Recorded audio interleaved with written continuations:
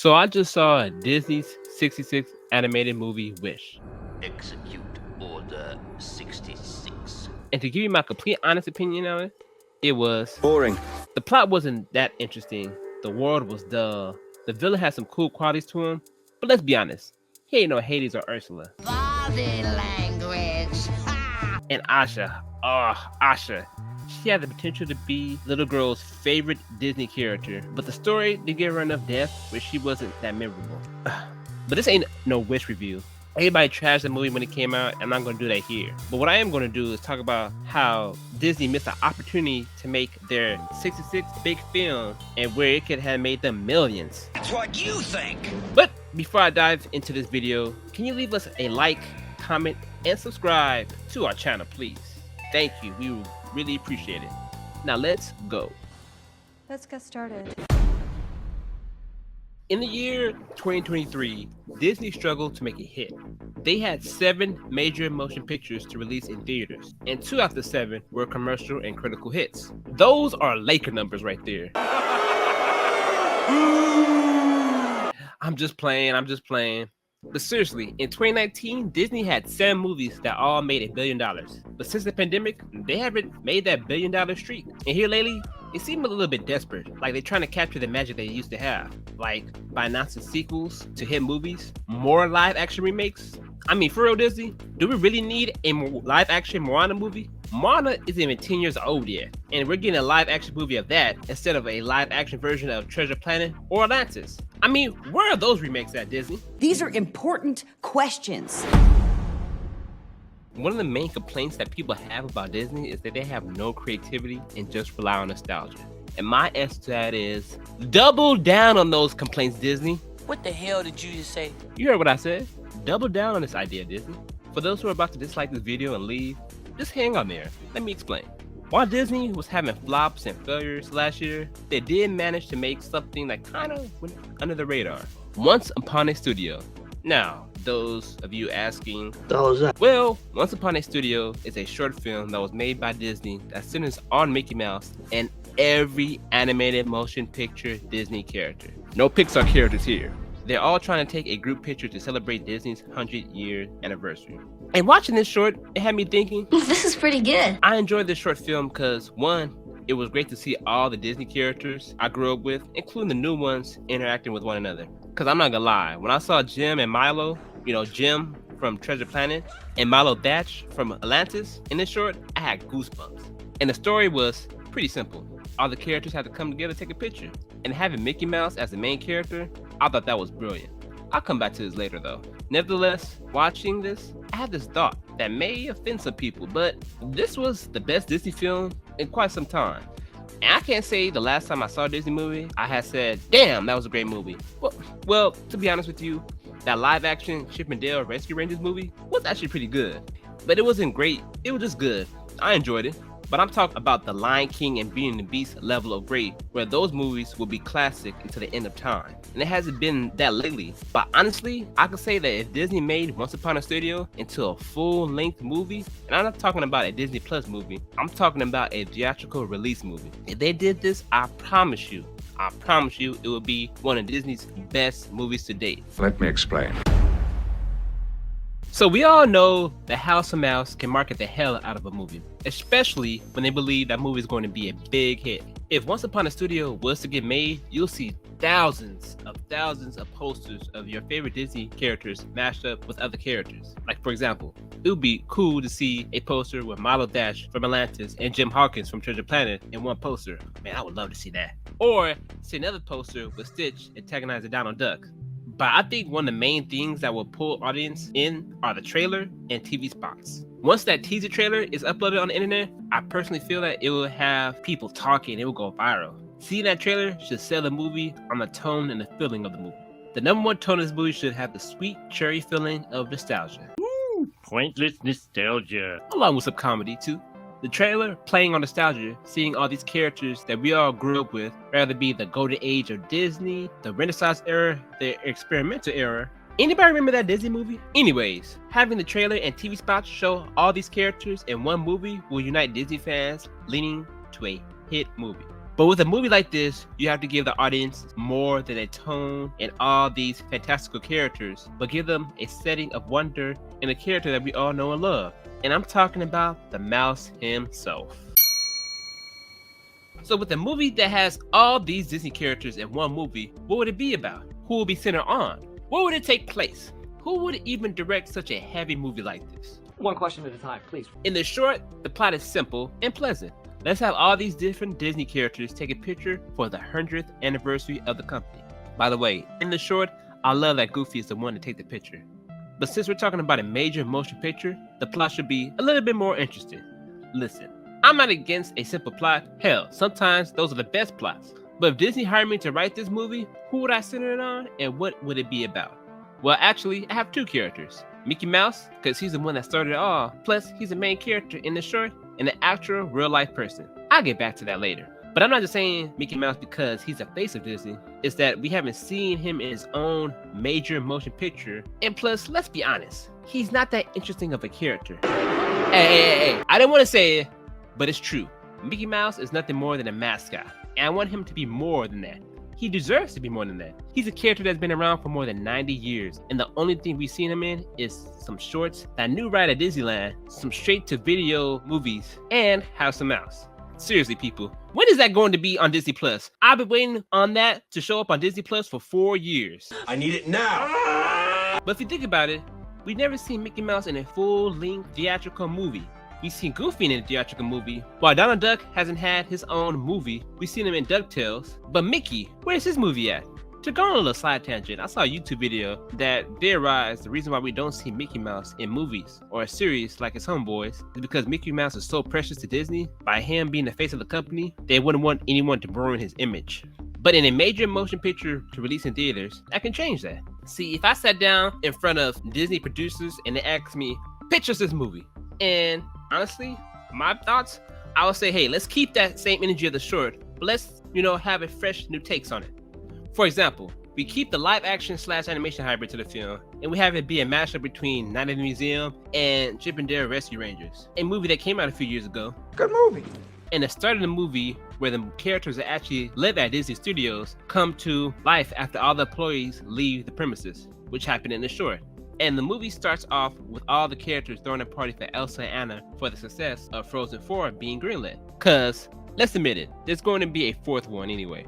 This establishes the world of the story, how it works, and throwing that good old nostalgia in, and getting out the way. And in this scene, we see all the characters that we all know and love partying with each other. I think this part of the story would be cool if we see Sebastian singing and Timon and Pumbaa being the DJ. I don't know why, but I think that'd be cool and fun to see. That's just me. After the party, Mickey Mouse is going to have his own movie being pitched to the producers. However, they turned it down, saying that Mickey Mouse isn't who he used to be and that there are more interesting characters. For him hearing this, he's hurt. He wants to be a great character like his friends or like he used to be. However, after that, he meets a young intern who wants to be great and wants to make a great impression on the Disney company. And after that, together they meet and they see how much they have in common. And I asked myself, who will play this intern? Well, honestly, it could be anybody, but usually interns are young and somebody should be in like late teens or early 20s. So it'd be cool to see like a young up and coming actress player. Actress or actor, but I think it'd be cool to have an actress player. And honestly, if I were to choose, I would pick that black girl from the Ghostbusters movie. I'm not good at pronouncing names, so I think her name is Celeste O'Connor. So like I said, she's been in the Ghostbusters movies, the newer Ghostbusters movies, Afterlife, and Frozen Empire, and she was in Freaky. She was in that movie, Madam Web. Yes, that Madam Web. I feel like she's a good actress, and she's in like not that good of movies, even though Freaky was actually pretty good. You should guys go see it. It's that movie with Vince Vaughn. It's a horror comedy movie, and he's like a slasher. Go see it, y'all. And plus, usually in these live action / animation hybrid movies, you actually have a real person for the audience to relate to and for them to interact with that animation character. But in every great Disney movie, you always need a great villain. One of the major hallmarks of Disney is their great and vast catalog of different princesses. From Snow White to Belle to the homegirl Tiana. In 2024, everybody has a favorite Disney princesses for different reasons. But what if Disney turned their most beloved trademark on its head and had a princess be a villain? That's stupid. Now, I'm not talking about one of the existing Disney princesses. I'm talking about an original princess. Hear me out, y'all. So in the movie, we have the main villain be a Disney princess who was supposed to have her own movie in the early 2000s. However, producers shelved her movie, believing that it wouldn't be successful. The evil Disney princess gets accidentally released from Disney Vault and wants to get rid of all established Disney princes, taking their likeness and along with their singing voices. The inciting incident happens right after the big party celebrating Frozen 4 getting greenlit, and Elsa gets knocked out, and when she wakes up, her singing voice is gone, causing Frozen 4 production to be paused. This causes Mickey to investigate along with Donald and Goofy helping him. So the reason why the evil Disney princess is doing this, actually, I'm going to do a bit of backtracking. I'm actually getting tired of calling her the evil Disney princess. I'm actually gonna give her a name. Let me see. Karen. Nah, that's too meme culture. Roseanne. Nah, that's too political. Amber. Nah, that's too soon. You know what? Juliana. Juliana, the evil princess. I like that. The reason for her doing this is because she is jealous that the other Disney princesses has gotten their own movie where she didn't. Juliana tries to recruit the famous villains from Disney movies, however, they refuse her offer due to them being really just actors and love their fame and don't want to tarnish it by joining an evil, unknown character. In Juliana's rage, she captures them and steals their powers. However, she gets two loyal henchmen to join her reign, one being Stink Leg Pete. Yeah, that's Pete. Yes, that Pete. Mickey's old nemesis from his first appearance as Steamboat Willie, and also Goofy's neighbor in the Goof Troop series. Man, I missed that show. And Mickey's other nemesis is Mortimer. Who the hell is that? Who indeed? Mortimer Mouse is Minnie's ex-boyfriend. He was an asshole to Mickey Mouse back in the day. Mortimer would lie, come up with plots against Mickey so that he could steal Minnie Mouse from him. Now, I like Pete better than this dude because all Pete was trying to do is kill Mickey and Minnie Mouse. And I know it's random that these two would be henchmen of the villain, but these are technically some of the first Disney villains by them being Mickey's old foes. So I thought it would be cool to see some forgotten characters in a modern movie while also giving them some depth. And what I think can amp up Juliana as a memorable villain is the actor behind her voice. If you think about it, memorable Disney villains have been known for their iconic voices such as Scar, voiced by Jeremy Irons, Hades, voiced by James Woods, and Yzma, voiced by Eartha Kitt. But with this new Disney villain, who would be the perfect person to voice her? And you know what? I got just the perfect actress. And I killed Sparky too. You know it, Kathryn Hahn. She's the perfect actress to play a character like Juliana. Kathryn Hahn is an actress who could put depth behind the character's voice with the addition of fun.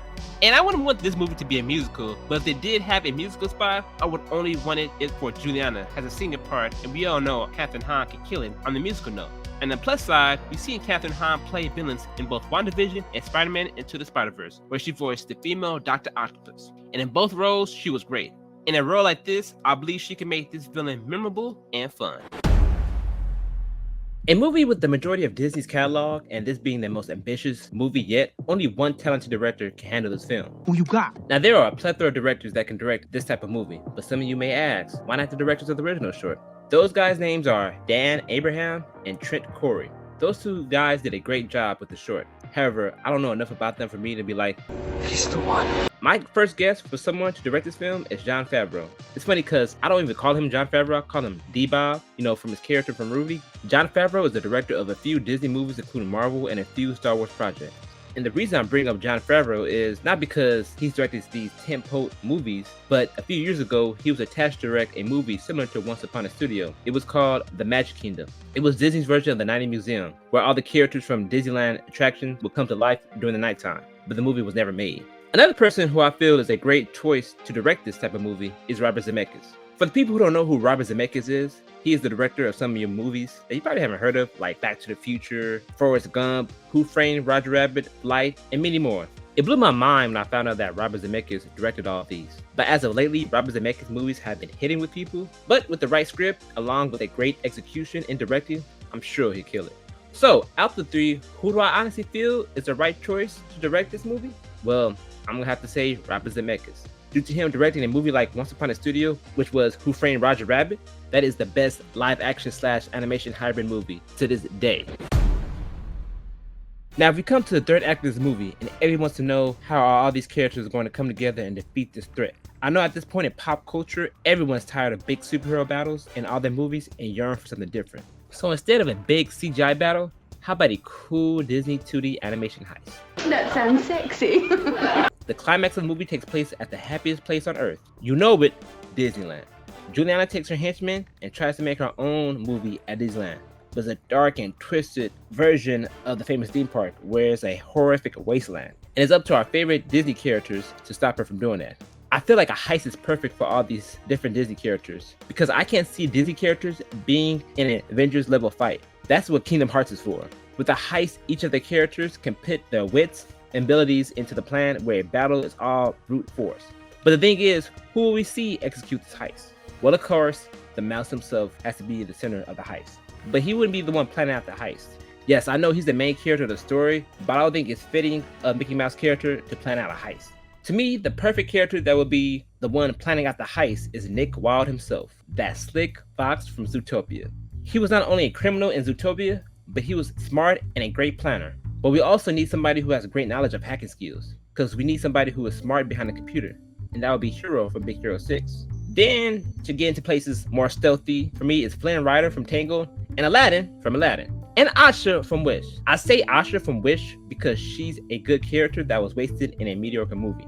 With a movie like this, she could be more third-dimensional, becoming a great character.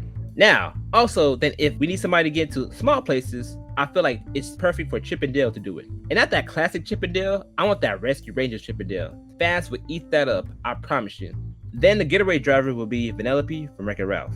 Characters to get to high places, for me, should be Peter Pan, Dumbo, and Baymax. And then the forces that will fight Juliana's army should be Mulan, Raya from Raya the Last Dragon, Hercules, Stitch, Moana, Maui, and Simba.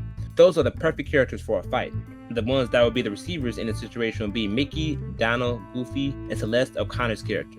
These would be the ones to take down Juliana and her evil tyrant. Now, would Juliana die in this situation? I'm not sure. But I would want to see that old school Disney villain death. Because back in the day, Disney villains used to have some pretty harsh deaths. Although I think Disney are past villains dying in a brutal way. But man, I kind of really want to see that. To where like, maybe one day I may rank Disney villain deaths. Maybe in the future. Disney has made some great movies that we've grown up to love. However, they're in a dry spell where fans have given up hope. But I feel that with this one movie can bring back fans and Disney can profit big time from the movie. One of the big factors that will draw audiences in is nostalgia. While nostalgia has been Disney's biggest downfall, I see this as the greatest attribute for when they market the movie and everyone sees Disney's most famous characters, they will quickly be drawn in and have an urge to go see it. Although nostalgia alone can't carry a film, the movie must have a solid story and the characters that the audience must be engaged with. And Mickey Mouse is that perfect character. While Mickey Mouse is one of the most famous cartoon characters of all time, he isn't a fleshed out character. By Mickey Mouse starring in his first theatrical movie, filmmakers are focused on a character that basically has a blank canvas to them. So that would be a great start. And pairing Mickey alongside Celeste O'Connor's character, being a character who wishes to have a place in the world, will have audiences relate to them. While the story isn't purely original, with the whole Disney catalog being this film, the concept is sort of original, as Mickey Mouse wants to have a special place like his friends. He tries to solve the mystery of why the Disney princess have lost their singing voices, only to find out it's a rejected Disney princess. It'd be interesting to have a main character and the villain wanting to feel special but are going about it different ways. And having the Disney villain be an evil, charismatic Disney princess will make the movie more entertaining. And with the voice of Kathryn Hahn, oh, that's a win. With the third act being a heist of Disney's most recognizable faces, will be a fun and engaging ride for all ages. Not only is a heist in the third act interesting, but a heist that's at Disneyland. Audiences want Disney to do something different other than their live action remakes and be more creative as well as being risk takers. Making Once Upon a Studio a full-length theatrical movie and not a Disney Plus original, I believe this movie will be a hit not only financially, but commercially as well. Thank you all for listening in on this video essay. This one was real fun to do. Took some time out to do this one, but hey, it was really fun. I hope you all enjoyed it like how I enjoyed it. Again, also please leave a like, subscribe, and comment on this video essay. And yeah, I would just love to hear you guys' thoughts, what you thought about it. Would you want to see this movie? Would you be like, no, hell no, like I don't want to see this? Like, I honestly, would you be down to see a movie like this? Would you want to see Disney approach a movie like this? Be very meta in some type of way. Also, too, I'm gonna do this with future essays, video essays, starting with this one. I'm always gonna leave a question, and I want you guys to answer in the comments. What is your favorite Disney character? Who is your favorite Disney character, and why? That would be cool to see in the comments. Mine is Jim Hawkins. I like him because I can relate to him a lot. But yeah, so thank you all, and enjoy the rest of the content. Thank you.